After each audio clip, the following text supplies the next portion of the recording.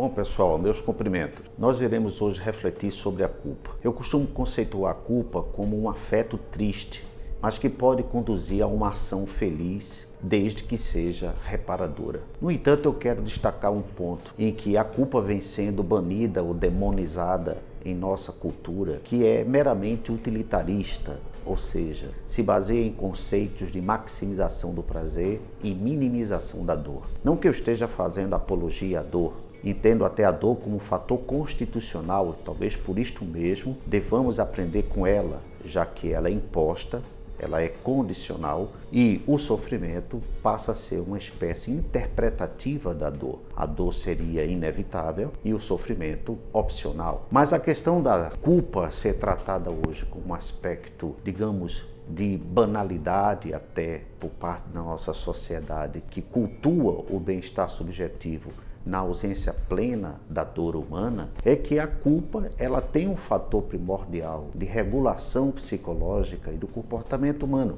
Podemos pressupor que a culpa tem uma potência de transformação moral do indivíduo. Uma sociedade sem culpa, ela fica desenfreada e normalmente hoje, voltando para uma literatura cosmética, bastante sedutora, porque prima justamente por essa ideia de tirar do homem todas as suas dores morais, todas as suas dores psicológicas, entra uma questão que hoje compensa a culpa, que é o auto-perdão. Particularmente, eu acho que o auto-perdão deve ser reavaliado com muito cuidado, porque parece livrar a pessoa da responsabilidade com o outro quando ela se perdoa pelo ato infrator. Praticamente é um consentimento de impunidade a si mesma, uma vez que ela não quer passar pela experiência dolorosa de experimentar a culpa, ela se perdoa facilmente. Isso faz com que a pessoa ela passe então a se descondicionar da obrigação e o dever com o outro. Por não dizer que a culpa tem um fator importante, que é a empatia. A culpa pressupõe que eu sinto uma dor em função do reconhecimento de algo de errado que eu fiz em relação a outrem. O auto-perdão pode me levar simplesmente a ignorar o mal que fiz ao outro em função de me perdoar facilmente ou rapidamente para que eu não experimente a dor da culpa. Mas em si a culpa ela não é suficiente para que o indivíduo consiga evoluir no seu comportamento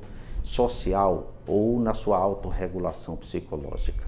A culpa seria o primeiro estágio de registrar o erro que vem com a dor, mas pressupõe uma segunda instância, que é o arrependimento, que parte do reconhecimento, ou seja, tem um aspecto cognitivo daquilo que eu fui como autor responsável pela dor do outro. E essa dor do outro, sentida em mim como dor que reconhece o mal que eu fiz a essa outra pessoa, me leva à condição, então, do arrependimento. O arrependimento seria esse reconhecimento cognitivo do que eu devo fazer com a minha culpa, diferentemente dos processos de culpabilização, que o indivíduo entra na escala unicamente da autopunição. Quando a culpa se converte em culpabilização, que é o cultivo da culpa, ela exime o indivíduo da responsabilidade. Ou seja, o indivíduo tenta, pela autopunição, enfrentar aquilo que o levou justamente a cometer o delito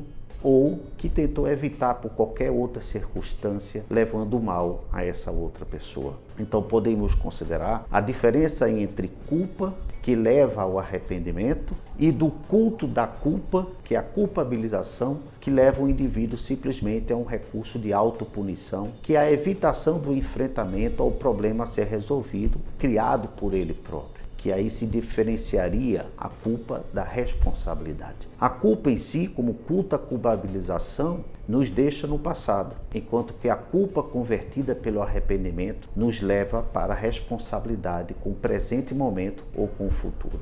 É um conceito bem interessante utilizado por Santo Agostinho sobre culpa como, no seu aspecto de transformação moral, ao que ele chama de felix culpa, ou seja, a culpa no seu aspecto de revisão do mal cometido ontem para um bem que deve ser reparado no hoje. É um modo de colocar a ação negativa do passado em um presente de forma positiva, através do comportamento. Isso porque o ponto de inovação desse conceito de culpa, que não deve ser banido, mas a culpa ser compreendida como recurso, de autorregulação psicológica, mas ser trabalhada no seu conceito, como também o aspecto cognitivo, que é o arrependimento, e o aspecto comportamental, que é o que eu chego agora à terceira instância, fora a culpa e arrependimento, que é a instância justamente da redenção. Esse complementaria o ciclo, então, da culpa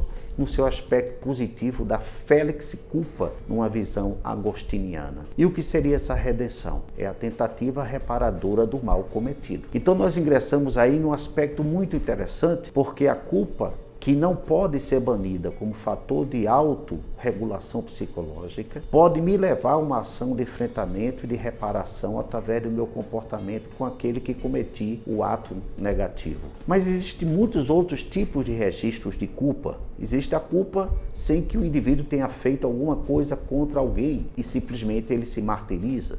Aí nós ingressamos em processos, diria, masoquísticos do indivíduo, gerar autopunição como uma forma de compensar aquilo que leva-o a não enfrentar os seus desafios ou aquilo que ele tanto teme. Mas eu não gostaria de enveredar por esses registros de uma culpa intrapsíquica, de uma culpa intrapessoal, mas de uma culpa interpessoal. E nesse capítulo, então, nós ingressamos nessa versão do ciclo agostiniano em que saímos da culpa para o arrependimento e, por fim, da redenção. Percebo que é diferente um pouco, e aí está a minha crítica, aquilo que se trabalha na literatura de autoajuda, que é muito permissiva ao sujeito de aderir ao culto do auto-perdão, muitas vezes livrando o indivíduo da responsabilidade com o outro. Por exemplo, alguém que cometeu um ato delituoso, alguém que fez um mal a outra pessoa, ela pode chegar assim e dizer, bom, eu estava naquele momento ruim e, portanto, eu fiz isto, e ela se auto-perdoa. E isto ela tenta barganhar a dor da culpa pelo alívio do auto-perdão. Mas não é o auto-perdão que, de fato, liberta o indivíduo. É a auto-redenção, que significa a convocação do sujeito para o comportamento final de reparação com aquele que ele fez o mal. E isso nós ingressamos justamente dentro desse ciclo da redenção, uma outra forma de pensar a culpa. O auto-perdão, normalmente, ele deixa a pessoa no nível da não responsabilidade com o outro, esperando apenas que na sua consciência hedonista, ou seja, consciência do culto ao prazer e totalmente libertação da dor, ele possa então encontrar de volta o seu bem-estar subjetivo. Mas esse é um capítulo que nós nos aprofundaremos no segundo vídeo, de como essa culpa pode ser melhor trabalhada dentro desse ciclo, culpa, arrependimento e redenção, diferentemente do auto-perdão que muitas vezes nos dispensa da dor, mas nos engana quanto ao amadurecimento do indivíduo. Há uma grande diferença dentro dessa literatura de autoajuda que quer promover sempre bem-estar subjetivo através de alívios constantes do bem-estar subjetivo que é aquele que é gerado justamente pelo amadurecimento do indivíduo. A importância no amadurecimento psicológico e não numa felicidade meramente cosmética.